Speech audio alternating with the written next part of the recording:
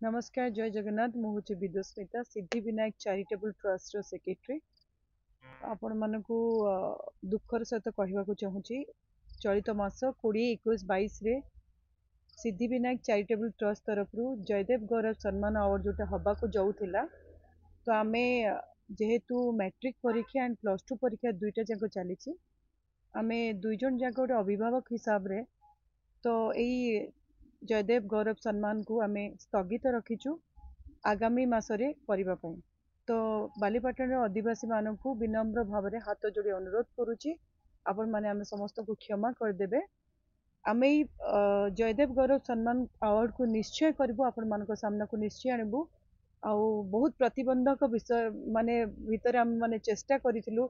करने किंतु जेहेतु छुआ मानकर कथा उठी छुआ मानकर परीक्षा अच्छी मैट्रिक परीक्षा बहुत माइंड रे प्रेशर थाए छुआ मानकर तो सही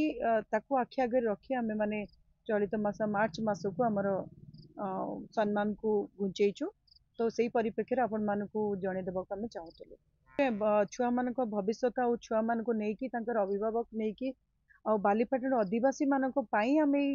जयदेव गौरव सम्मान को तेणुक जदि आम से किसी क्या डिस्टर्ब न करूँ आम भी भाविलु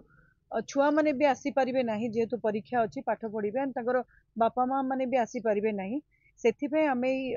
माने आमर फंक्शन टी को घुंचे मार्च मास को नहीं।